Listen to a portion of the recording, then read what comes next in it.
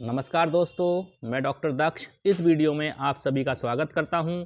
दोस्तों, आज हम लेकर आए हैं आपके लिए बाल विकास से संबंधित महत्वपूर्ण प्रश्नों को, जो आपकी आने वाली सीटेट की परीक्षा की दृष्टि से अत्यधिक महत्वपूर्ण हैं। दोस्तों, आज की जो क्लास होगी हमारी वो पेडागॉजी अर्थात शिक्षण विधियाँ एवं शिक्षण सूत्रों से संबंधित होगी, जिसमें आप लोगों को बहुत ही अच्छे प्रश्न पेडागॉजी से संबंधित मिलेंगे। तो दोस्तों, हमारे YouTube channel knowledge with doctor Daksh को लाइक, शेयर और सब्सक्राइब करते रहिएगा।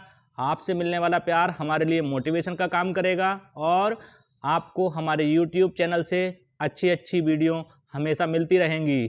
तो चलिए दोस्तों, आज की इस वीडियो के पहले प्रश्न की बात कर लेते हैं। तो पहला प्रश्न है हमारा, निम्नांकित में से मनोविज्ञान की अध्ययन विधियों में से प्राचीनतम विधि कौन सी है? तो सबसे प्राचीनतम विधि यहाँ पूछी गई है दोस्तों। तो सबसे प्राचीनतम विधि जो मनोविज्ञान अध्ययन विधियों की है वो कौन सी है? अंतर्दर्शन विधि। तो पहला ही इसका उत्तर हो जाएगा अंतर्दर्शन विधि। दूसरे प्रश्न की बात करते हैं दोस्तों, बालक के सामाजिक विकास में सबसे महत्वपूर्ण कारक कौन सा है? तो दोस्तों, बालक के सामाजिक विकास में सबसे महत्वपूर्ण कारक कौन सा है? वातावरण को कहा जाता है। क्या है इसे? उत्तर हो जाएगा सी, इसका वातावरण। अगले प्रश्न की हम बात कर रहे हैं दोस्तों, पर्सोना शब्द का लैटिन भाषा में क्या अर्थ होता है? तो दोस्तों, पर्सोना शब्द ये पर्सनैलिटी जो शब्द व्यक्तित्व होता है, वो व्यक्तित्व पर्सोना शब्द से लिया गया है। तो पर्सोना का अर्थ क्या होगा? नकली चेहरा या बाहरी रंग रूप, या हम इसको मुखौटा भी कहते हैं। तो दोस्तों, अगले प्रश्न की हम बात कर रहे हैं यहाँ पर, अधिगम के लिए विषय सामग्री का स्वरूप कैसा होना चाहिए? तो सीखने के लिए विषय सामग्री कैसी होनी चाहिए दोस्तों? सरल से कठिन। और सरल से कठिन होगी तभी हम अच्छे से किसी भी विषय सामग्री को सीख सकते हैं, अथवा उसको आसानी से नहीं सीखा जा सकता। तो दोस्तों, इसका उत्तर हो जाएगा सी, सरल से कठिन। अगले प्रश्न की हम बात कर लेते हैं दोस्तों, भ्रमण के समय पढ़ाना शिक्षण की सर्वोत्तम विधि है, किसने कहा है? दोस्तों, ये प्रश्न कई बार पूछा गया है और आने वाली परीक्षा में आप लोगों के लिए महत्वपूर्ण साबित हो सकता है। तो ये जो कथन है, भ्रमण के समय पढ़ाना शिक्षण की सर्वोत्तम विधि है, किसने कहा है? रविंद्रनाथ टैगोर ने कहा है। तो इसका भी आंसर सही हो जाएगा, रविंद्रनाथ टैगोर। अगले प्रश्न की बात कर लेते हैं दोस्तों, शिक्षण का उद्देश्य मनुष्य के मस्तिष्क को ज्ञान से भरना नहीं है, वरन उसमें निहित शक्तियों को प्रकट करना है। ये कथन किसने कहा है? तो दोस्तों, ये इसको कथन को कहा है फ्रोबेल ने। किसने कहा है इसको? फ्रोबेल ने। तो इसका आंसर हो जाएगा ए, आंसर सही हो जाएगा इसका, फ्रोबेल। अगले प्रश्न की हम बात कर लेते हैं दोस्तों, मैडम मॉन्टेसरी ने रोम की नई बस्तियों में बच्चों को शिक्षित करने के लिए किस नाम से संस्था स्थापित की थी? दोस्तों, ये बहुत ही महत्वपूर्ण प्रश्न है परीक्षा की दृष्टि से, कि जो मैडम मॉन्टेसरी थी, उन्होंने रोम की बस्तियों में बच्चों को शिक्षित करने के लिए किस नाम से संस्था स्थापित की थी? उस संस्था का नाम था दोस्तों चिल्ड्रन हाउस, या फिर इसको दोस्तों हम बाल गृह के नाम से भी जानते हैं। अधिकतर प्रश्नों में बाल गृह लिखा रहता है, लेकिन हमने यहाँ पे लिखा है चिल्ड्रन हाउस। तो दोनों में ही कुछ भी अगर पूछा जाए तो दोनों आंसर लिख दें, चिल्ड्रन हाउस आए तो और बाल गृह आए तो। अगले प्रश्न की हम बात कर लेते हैं दोस्तों, डाल्टन विधि में शिक्षक का स्थान क्या है? तो डाल्टन विधि में शिक्षक का स्थान क्या है दोस्तों? पथ प्रदर्शक का काम होता है डाल्टन विधि में शिक्षक का, जो पथ को प्रदर्शित करता रहता है। तो इसका सी आंसर हमारा सही हो जाएगा दोस्तों। अगले प्रश्न की हम बात कर लेते हैं दोस्तों, किंडरगार्टन शिक्षा प्रणाली में शिक्षक को क्या माना जाता है? दोस्तों, एक बार फिर से देख लेंगे, किंडरगार्टन शिक्षा प्रणाली में शिक्षक को क्या माना जाता है? बहुत ही महत्वपूर्ण प्रश्न है परीक्षा की दृष्टि से दोस्तों। तो इसको मानते हैं हम माली। क्या कहा जाता है इसको? माली। अगले प्रश्न की हम बात कर लेते हैं दोस्तों, बालक एक अविकसित पौधा है जो शिक्षक रूपी माली की देखरेख में अपने आंतरिक नियमों के अनुसार विकसित होता है। यह कथन किसने कहा है दोस्तों? यह कथन कहा है फ्रोबेल ने। फ्रोबेल ने ही क्या किंडरगार्टन जो शिक्षा प्रणाली दी है वो किसने दी है? फ्रोबेल ने दी है। और फ्रोबेल के द्वारा ही यह कथन कहा गया है कि बालक एक अविकसित पौधा है जो शिक्षक रूपी माली की देखरेख में अपने आंतरिक नियमों के अनुसार विकसित होता है। तो आंसर क्या हो जाएगा दोस्तों इसका? फ्रोबेल हो जाएगा। अगले प्रश्न की हम बात कर लेते हैं दोस्तों, प्रोजेक्ट प्रणाली का प्रतिपादन किस सिद्धांत के आधार पर किया गया है? तो दोस्तों प्रोजेक्ट, जैसे प्रोजेक्ट के नाम से ही हमें यह ज्ञात हो रहा है कि जो प्रोजेक्ट है वो प्रयोजनवाद के द्वारा ही दिया गया है। तो हमारा जो आंसर हो जाएगा इसका बी आंसर सही हो जाएगा, प्रयोजनवाद। जो प्रयोजनवाद ने क्या किया है? प्रोजेक्ट प्रणाली का प्रतिपादन इसी सिद्धांत के आधार पर किया गया है। अगले प्रश्न की हम बात कर लेते हैं दोस्तों, आधुनिक शिक्षा प्रणाली के अंतर्गत अति विशिष्ट स्थान है। तो दोस्तों हमारा इस प्रश्न का उत्तर क्या हो जाएगा? यांत्रिक प्रणाली का। आधुनिक शिक्षा प्रणाली के अंतर्गत अति विशिष्ट स्थान किसका है? यांत्रिक प्रणाली का है। तो सी आंसर इसका सही हो जाएगा दोस्तों। अगला प्रश्न, अभ्यास प्रणाली का सिद्धांत किसकी देन है? दोस्तों ये प्रश्न बहुत ही परीक्षा की दृष्टि से बहुत इंपॉर्टेंट है दोस्तों, कि अभ्यास प्रणाली का सिद्धांत किसकी देन है? तो दोस्तों यह है इरियॉन की देन। किसकी देन है? इरियॉन। इसका सी आंसर सही हो जाएगा। अगला प्रश्न है दोस्तों, किस प्रणाली के माध्यम से बच्चों के मनोभावों के अंतर्गत सार्थक शब्दों के कोशों को भरा जा सकता है? बहुत ही परीक्षा की दृष्टि से महत्वपूर्ण प्रश्न है दोस्तों, कि किस प्रणाली के माध्यम से बच्चों के मनोभावों के अंतर्गत सार्थक शब्दों के कोशों को भरा जा सकता है? इसका उत्तर हो जाएगा दोस्तों, क्या हो जाएगा इसका? अभ्यास प्रणाली। हम छोटी छोटी चीज़ों का अभ्यास कराते हैं दोस्तों, तो क्या होता है? बच्चों के मनोभावों के अंदर सार्थक शब्दों और कोशों को उसके द्वारा भरा जा सकता है। अगले प्रश्न की हम बात कर लेते हैं दोस्तों, किस शिक्षण प्रणाली से बच्चों में शब्दों को याद करने, उन्हें समझने, उन्हें बोलने तथा शब्दों के प्रति आकर्षित होने की क्षमता का विकास होता है? तो दोस्तों इसका उत्तर हो जाएगा हमारा, क्या हो जाएगा? लेखन प्रणाली। लेखन प्रणाली से क्या होता है? बच्चों में शब्दों को याद करने, उन्हें समझने, उन्हें बोलने तथा शब्दों के प्रति आकर्षित होने की क्षमता का विकास हो जाता है। आपने देखा होगा जो सुंदर लिखावट होती है उसको बच्चे बहुत ज़्यादा पसंद करते हैं। तो यहाँ पे इसका आंसर हो जाएगा लेखन प्रणाली। अगले प्रश्न की हम बात करते हैं दोस्तों, कंप्यूटर शिक्षा किस शिक्षण प्रणाली का अंग है? अब हम कंप्यूटर शिक्षा की बात करें तो दोस्तों ये किस शिक्षण प्रणाली का अंग है? यह है यांत्रिक प्रणाली का। किसका? यांत्रिक प्रणाली का। इसमें सी आंसर सही हो जाएगा। अगले प्रश्न की हम बात कर लेते हैं दोस्तों, शिक्षण प्रणाली में खेल की प्रणाली के प्रवर्तक किसको माना गया है? तो दोस्तों ये भी प्रश्न परीक्षा की दृष्टि से बहुत इंपॉर्टेंट है। ये के कुक, इसका आंसर क्या हो जाएगा? के कुक, जिसको हम कोल्डवेल कुक के नाम से भी जानते हैं। अगले प्रश्न की बात कर लेते हैं दोस्तों, प्राथमिक कक्षाओं में खेल द्वारा शिक्षण विधि के अंतर्गत हिंदी शिक्षण किस प्रकार बेहतर होता है? तो दोस्तों आप लोगों ने देखा होगा जब हम प्राथमिक कक्षाओं में खेल के द्वारा शिक्षण विधि के अंतर्गत हिंदी शिक्षण की अगर बात करते हैं तो वहाँ पे हम जो शिक्षण होता है वो किस तरीके से बेहतर होता है? वो रिक्त स्थानों की पूर्ति द्वारा। तो ये इसमें बी आंसर सही हो जाएगा हमारा, रिक्त स्थानों की पूर्ति के द्वारा। अब अगला प्रश्न लेकर आए हैं दोस्तों कि हिंदी शिक्षण में डाल्टन पद्धति का दोष क्या है? तो दोस्तों ध्यानपूर्वक पढ़ेंगे इस प्रश्न को कि हिंदी शिक्षण में डाल्टन पद्धति का दोष क्या है। तो डाल्टन पद्धति का दोष क्या है दोस्तों? इसमें ध्यान से देखेंगे, बालकों का मौखिक भाषा का विकास नहीं हो पाता।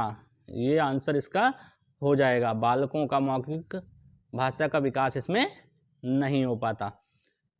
अगली प्रश्न की हम बात कर लेते हैं दोस्तों, भाषा के अंग कहे जाते हैं। भाषा के अंग कहे जाते हैं, इसका आंसर हो जाएगा दोस्तों वाचन, पठन, लेखन, उपर्युक्त सभी। तो दोस्तों डी आंसर इसका सही हो जाएगा। भाषा के जो अंग हैं वो तीनों ही कहे जाएंगे, वाचन, पठन, लेखन, उपर्युक्त सभी। इसका आंसर सही हो जाएगा। अगले प्रश्न की हम बात कर लेते हैं दोस्तों, निम्न में से गद्य शिक्षण की विधि कौन सी है? तो दोस्तों अगर हम गद्य शिक्षण की विधि की बात करें तो कौन सी है? हमारी अर्थबोध विधि। कौन सी है? ए ही आंसर इसका सही हो जाएगा। अर्थबोध विधि क्या है? हमारी गद्य शिक्षण की विधि कहलाती है। अगला प्रश्न की हम बात करते हैं दोस्तों, रूपरेखा शिक्षण विधि किससे संबंधित है? रूपरेखा शिक्षण विधि किससे संबंधित है दोस्तों? रचना शिक्षण से संबंधित है। तो पहला ही आंसर इसमें सही हो जाएगा, रचना शिक्षण। अगले प्रश्न की हम बात कर रहे हैं दोस्तों, प्राथमिक स्तर पर कविता शिक्षण की प्रणाली कौन सी है? तो दोस्तों इसमें देखो, गीत, अभिनय, व्याख्या या ए तथा वी। तो दोस्तों प्राथमिक स्तर पर कविता शिक्षण की प्रणाली गीत भी है, अभिनय भी है, तो इसका डी आंसर सही हो जाएगा, ए तथा बी। अगले प्रश्न की हम बात करते हैं दोस्तों। अगला प्रश्न है हमारा, निम्न प्राथमिक स्तर पर पढ़ाई जाने वाली भाषा कौन सी होगी? सभी को पता है दोस्तों, प्राथमिक स्तर पर पढ़ाई जाने वाली भाषा कौन सी होती है? मातृभाषा होती है। तो इसका बी आंसर सही हो जाएगा, मातृभाषा। अगला प्रश्न है दोस्तों, शिक्षण सूत्रों, सिद्धांतों, विधियों, प्रविधियों, युक्तियों, साधनों का ज्ञान किसके अंतर्गत होना चाहिए? दोस्तों ये प्रश्न पूछा जा सकता है, तो इसका आंसर हो जाएगा पाठ्य योजना निर्माण में। क्या आंसर हो जाएगा इसका? पाठ्य योजना के निर्माण में शिक्षण सूत्रों, सिद्धांतों, विधियों, प्रविधियों, युक्तियों, साधनों का ज्ञान होना आवश्यक है, अनिवार्य है।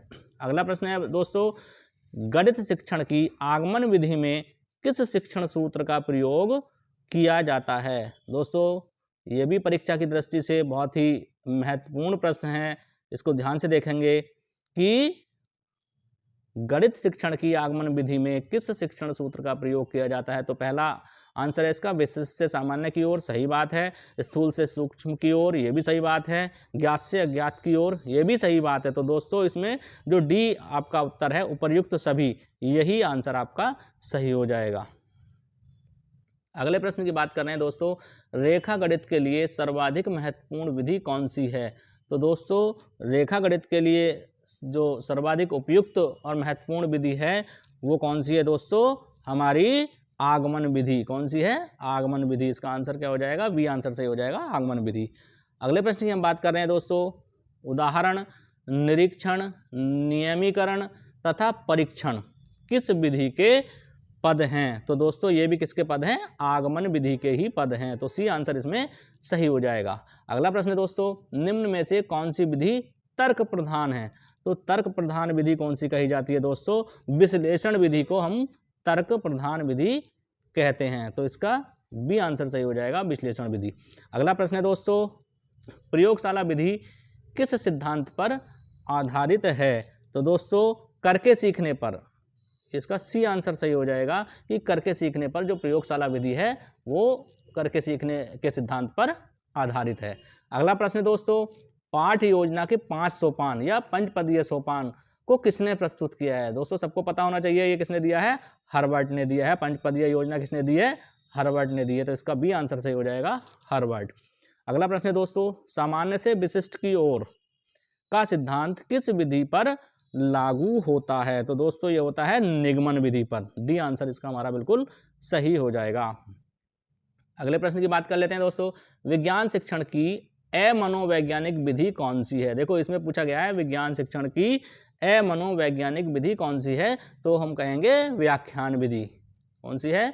व्याख्यान विधि। बी आंसर इसका सही हो जाएगा, क्योंकि अगर हम विज्ञान शिक्षण की बात करें तो अन्वेषण की बात करते हैं, प्रयोगशाला वहाँ लेबोरेटरी होती है, प्रोजेक्ट विधि है उसकी हम ह्यूरिस्टिक की बात करते हैं। तो ये सभी विधि आ जाएंगी विज्ञान शिक्षण की मनोवैज्ञानिक विधियों में। और हम अमनोवैज्ञानिक की बात करें विज्ञान शिक्षण की, तो वो विधि कौन सी है? व्याख्यान विधि है।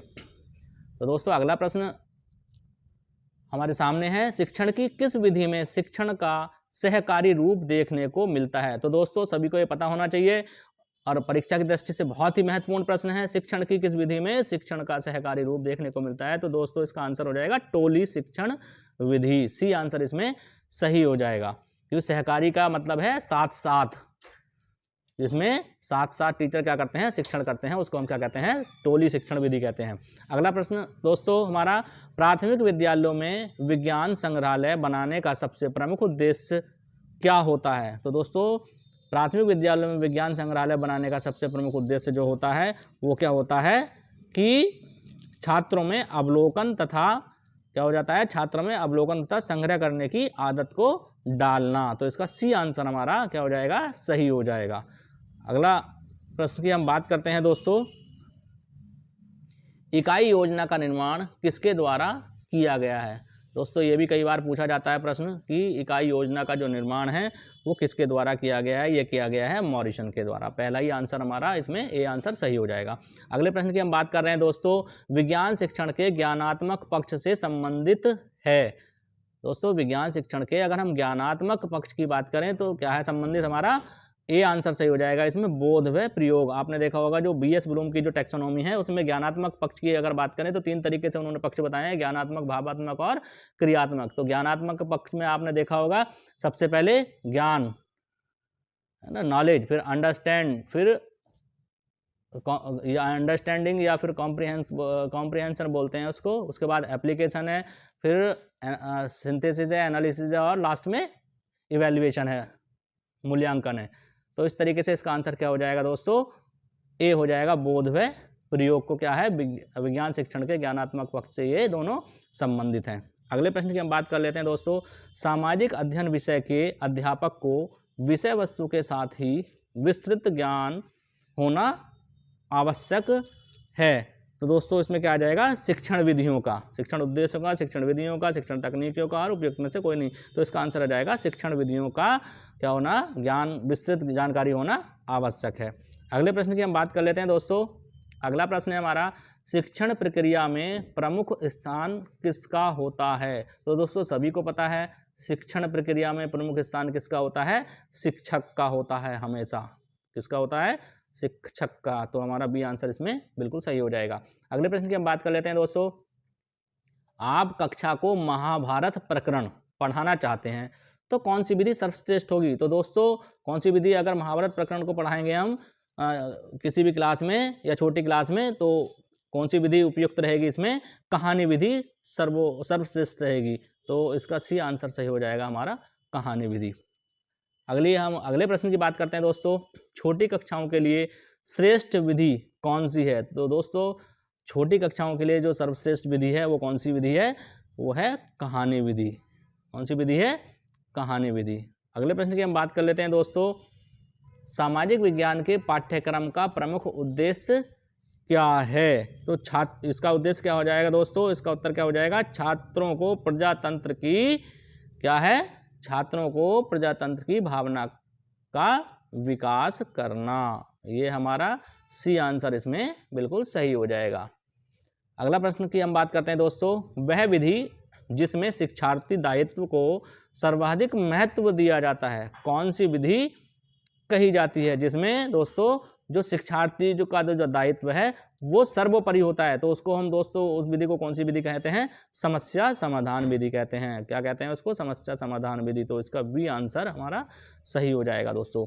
अगला प्रश्न है दोस्तों हमारा, निम्न में से कौन सी विधि देखकर सीखना नामक सिद्धांत पर आधारित है। हमारा प्रश्न क्या है दोस्तों कि देखकर सीखना नामक सिद्धांत पर आधारित कौन सी विधि है इनमें से दी हुई। तो दोस्तों हमारा देखकर सीखना जो नामक सिद्धांत है वो निरीक्षण विधि आधारित है। क्या है, हमारा आंसर हो जाएगा इसमें निरीक्षण विधि। चौथा आंसर सही हो जाएगा, डी आंसर इसमें आपका डी आंसर सही हो जाएगा। और हमारा अंतिम प्रश्न है दोस्तों, प्रयोगशाला विधि में मार्गदर्शक कौन होता है। तो दोस्तों प्रयोगशाला विधि में मार्गदर्शक कौन होता है, अध्यापक होता है। सभी को पता है अध्यापक। तो इसका आंसर जो हो जाएगा वो हो जाएगा बी आंसर सही हो जाएगा कि प्रयोगशाला विधि में मार्गदर्शक कौन होता है, अध्यापक होता है। तो दोस्तों आज की वीडियो कैसी लगी हमें कमेंट बॉक्स में करके ज़रूर बताएं और हमारे channel knowledge with doctor Daksh को सब्सक्राइब जरूर करते रहें, लाइक करते रहें, ज़्यादा से ज़्यादा शेयर करते रहें और हमें आशा है कि आप बहुत ही अच्छी तरीके से इस वीडियो को देखते रहेंगे। तो दोस्तों आपसे विदा लेते हैं। सभी दोस्तों को नमस्कार, जय भारत, जय हिंद।